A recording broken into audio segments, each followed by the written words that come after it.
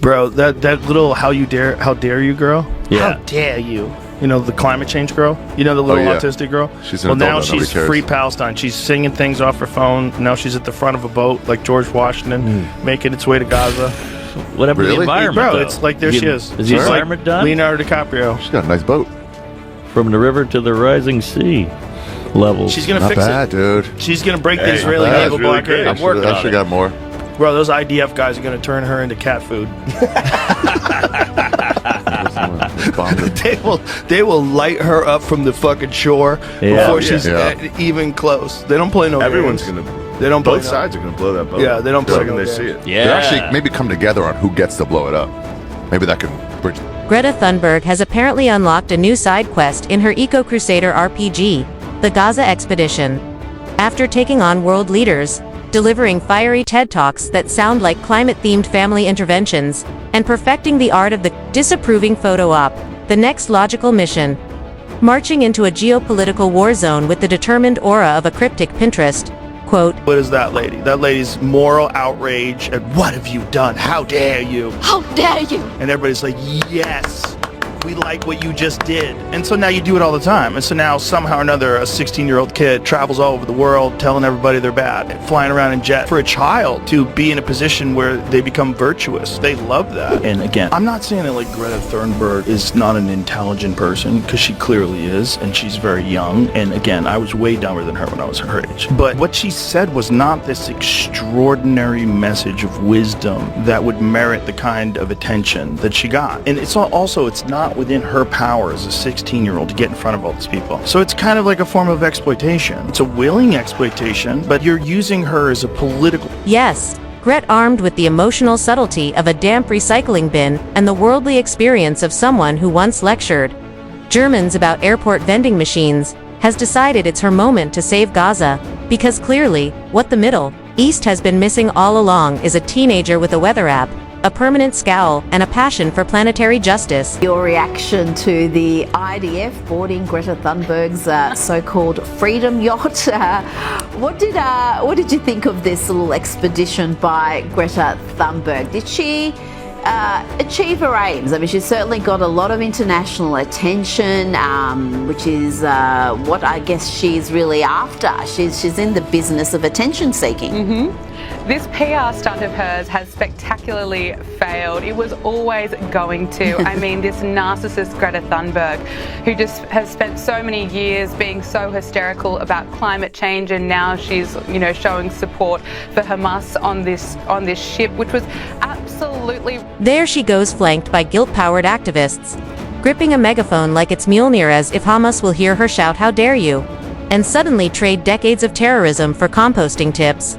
It's like watching a climate-themed school play collide with a geopolitical documentary, except worse because it's actually real. And Greta's plan?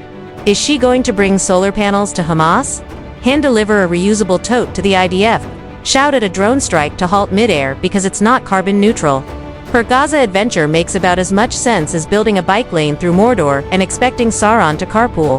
Greta Thunberg, who had been kidnapped, and I got to admit, it was the most strange kidnapping you've ever seen in your life. The IDF intercepted her boat as it headed towards Gaza, and having kidnapped her, they plied her with water and sandwiches. Then they took her to safety, where they requested she watch a video, the horrific atrocities committed by Hamas on October 7.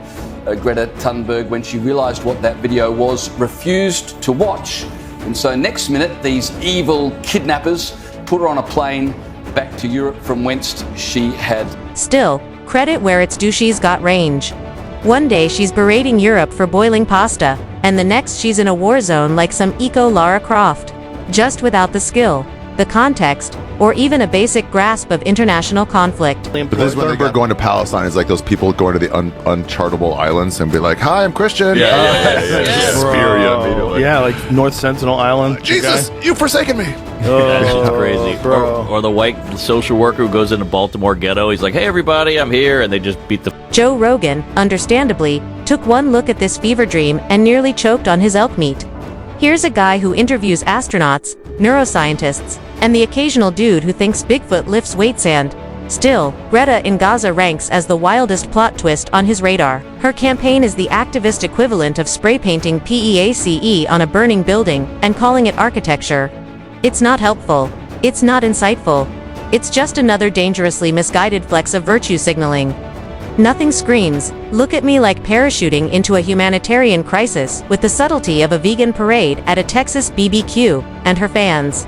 Oh, they're lapping it up like it's hand-massaged, ethically sourced, gluten-free tofu. They post from their Wi-Fi-enabled Teslas, sipping oat milk, sharing Greta's Gaza selfies with captions like, "This is what courage looks like." No, sweetie. Courage is a paramedic running into rubble to save a life, not a teenage wandering into a war zone with the moral compass of a toddler who just learned what injustice is. Reasonable person would look at Gaza and go, this seems kind of excessive. This seems kind of fucking crazy. Right. It seems kind of crazy that 70,000 people or whatever it is are dead, including women and children. Like, this is the only way to do it? Really? Any reasonable person, that doesn't make you anti-Semitic. It doesn't make you anti-Zionist. It doesn't make you anything. It doesn't make you pro-Hamas. Like, no, it could be pro-human. Yeah, human beings. I don't think humans should be. But Greta's got that glazed messianic stare, again, you know the one. The 1,000-yard gaze of someone who read half a UN report and now thinks she's the Nordic Gandhi. Forget centuries of religious, political, and territorial complexity, has arrived, with her cardboard sign and knitted despair sweater, ready to heal the world one moral tantrum at a time. You just know she made the trip as carbon neutral as possible. Llama caravan across Europe. Subsisting on anxiety and compost dreams, mournful cello music playing in the background. Because nothing screams urgent humanitarian advocacy, like adding 5 extra days to your itinerary to avoid commercial flights. Meanwhile, on the ground, locals are dodging bombs while Greta is organizing protests with kids who think you can end war by tweeting in all caps. Ever seen that video? No. Pull that video up, because it's one of my favorites. How come you never protest Saudi Arabia or Russia? You only protest Western energy.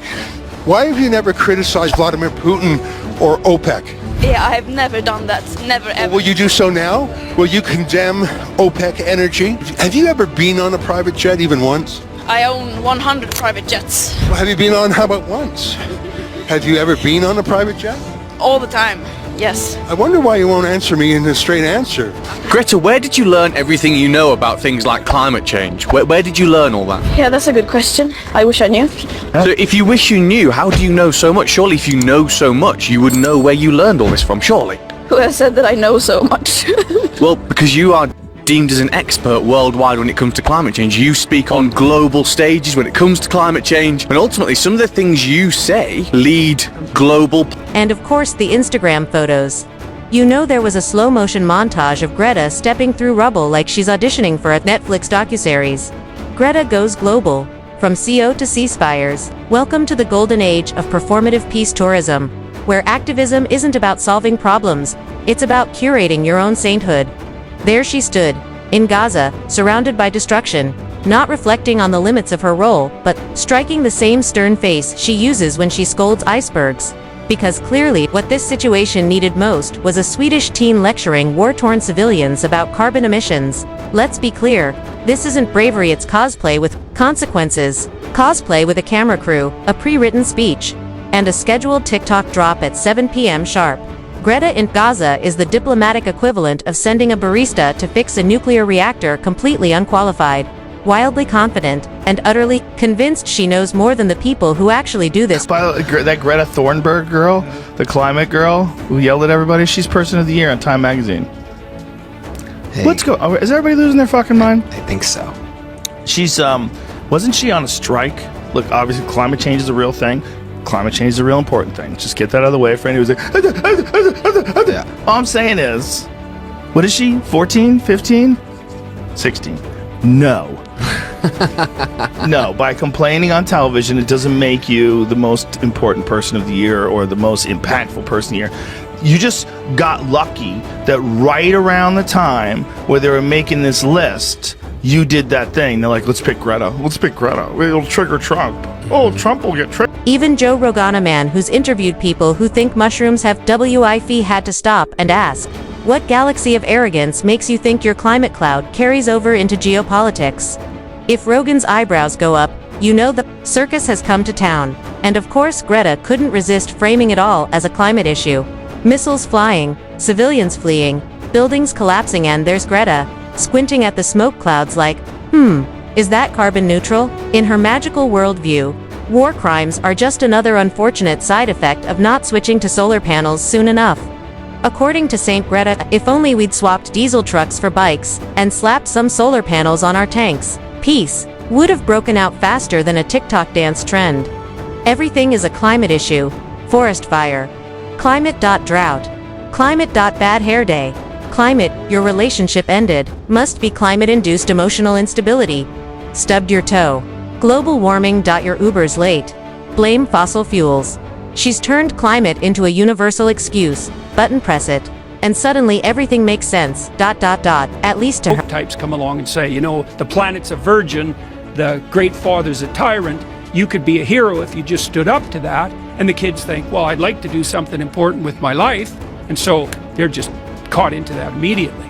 But because it's a one-sided story, a one-sided religious story is an ideology. And a great representation of that is what they've done with Greta Thunberg. Yeah, exactly. It's so funny, you know, because I thought 10 years ago, we live in the delusion of a disturbed 13-year-old girl. How did that happen? And then, you know, Greta Thunberg showed up, and I thought, oh well, there we go. Now we've got the 13-year-old. I feel sorry for her, you know, because she was chased into this apocalyptic terror that we're trying to enforce. Forget ceasefires. Greta wants solar-powered tanks, windmill-launched grenades, and biodegradable bullets that scream eco-conscious as they disintegrate mid-air.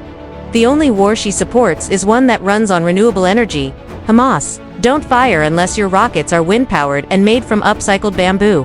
IDF, no drone strikes unless your quadcopters run on fair trade, vegan fuel, and come with a compost bin. If your artillery isn't LEED certified and ethically sourced, you're clearly part of the problem. And let's not forget her human wall of teen despair marching behind her. Greta never travels alone. No, she arrives flanked by a battalion of adolescents who all look like they were personally victimized by a plastic straw, each one armed with a clipboard, a grim frown, and a burning hatred for disposable cups. It's like the Justice League, but their superpower is making you feel guilty about using shampoo. Picture the goth version of the Power Rangers, except instead of transforming into robots, they shame corporations on Instagram and do synchronized TikToks about ocean acidification. It gave Israel the green light to just go ham. And now when you see the overhead drone footage of what Gaza looks like now, it's hard to even believe that it's real. When you destroy an entire city. Yeah. Look at this footage. This is unbelievable. I mean, this looks like they got hit with an asteroid. Yeah. It's unbelievable. The scope of it. It's just insane. Yeah. It's insane. This Gaza detour wasn't just a PR stunt, it was a full-blown theatrical revival of Greta's martyr complex. Nothing says I'm saving the planet like wandering into an active war zone with the expression of someone who just realized her oat milk expired. She paraded through the rubble like she was on a guided tour of a planetarium exhibit called Extinction, the live experience. Silently judging the wreckage like it was a disappointing AI Airbnb. To her, real tragedies are just climate-themed field trips. Walk slowly, absorb the horror, write an emotional blog post, and leave with a tote bag that says this planet is hot enough. Meanwhile, actual aid workers are on 14-hour shifts trying to keep people alive. Journalists are dodging rockets, medics are praying for supplies, and Greta, she's tweeting this is unacceptable. Thanks, Eco Sherlock. Really cracked the case wide open. Not been listening. The people in power have not been listening. I have come here for a climate demonstration, not a political view.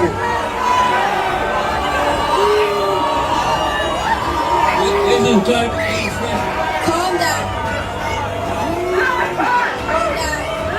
Calm down. The people of Gaza probably didn't even realize how bad things were until Greta uploaded a black and white photo with the caption, "No justice, no peace, no clean energy." And naturally, she took a moment to fire shots at her usual villains, governments, evil corporations, Elon Musk's Wi-Fi satellites, probably causing both climate change and her bad signal. If it emits a signal or makes a profit, Greta hates it. She gets more mileage out of blaming capitalism than a 747 gets from a full tank of jet fuel she, of course, loathes. But Greta's real superpower isn't environmentalism, it's guilt merchandising. No one weaponizes a frown quite like her. She doesn't enter a room, she descends into it, a rolling storm cloud of sanctimony. Instantly, everyone else becomes morally bankrupt by comparison. She's not there to fix anything. She's there to shame the human race into composting their feelings. Her gaze alone could make an oil executive sob and plant a forest with his tears. And let's not pretend she did anything in Gaza. There was the usual windswept photo op. A few cryptic tweets that read like rejected Hunger Games lines. And one speech that sounded like it was written by ChatGPT during a power outage. No policy changed. No ceasefire was brokered. No minds were opened. But don't worry, her engagement metrics were on fire. Twitter likes exploded. Instagram stories. Cry face emoji on repeat. The Swedish activist Greta Thunberg was also, part of this mission. She has now left the country. The Israeli Foreign Ministry posted a picture of her on a flight, and she's now traveling to France before she continues, her journey back to Sweden. So all these 12 activists are expected to be deported, if not today, in the next. Because the algorithm loves a good pout in a war zone. In the end, Greta's Gaza excursion wasn't activism, it was optics. She's mastered the art of showing up, frowning meaningfully, blaming humanity, and leaving with a shinier martyr badge and a few thousand new followers. And maybe that's the real climate emergency. A world where performative outrage gets more attention than practical solutions. In Greta world, attention equals success. If enough people retweet her crying in front of a bombed building, she wins. Forget diplomacy. Forget real change. This is the age of curated outrage, and Greta is its queen bee, buzzing with indignation but never delivering any honey. Back in Europe, her fans threw tantrums when anyone dared to question this surreal PR tours. She's raising awareness. They cried, as if Gaza were some obscure indie crisis no one knew about until Greta showed up with a biodegradable poncho and a dream. Imagine if Joe Rogan tried this. Imagine he flew into Syria, podcast mic in hand, and said, "Let's talk about healing through elk meat and kettlebells." The world would laugh him into oblivion. But Greta does it. Boom, Nobel Peace Prize nomination. This isn't activism, it's clout chasing wrapped in a halo. It's brand expansion dressed up as bravery. Greta's turned tragedy into a photo op, and the worst part. People still clap like trained seals every single time. And when it's all over, she leaves Gaza the same way she arrived, smug, unharmed, and spiritually inflated. Nothing recharges the Greta battery like global chaos she didn't fix. She returns to Europe, gives another speech, updates her Instagram bio to Global Witness, and waits for the next crisis to cosplay her way into. Meanwhile, the people she left behind, still suffering, still in danger, but at least now, they've got Greta's pity, and maybe a blurry photo of her standing next to what used to be a wall.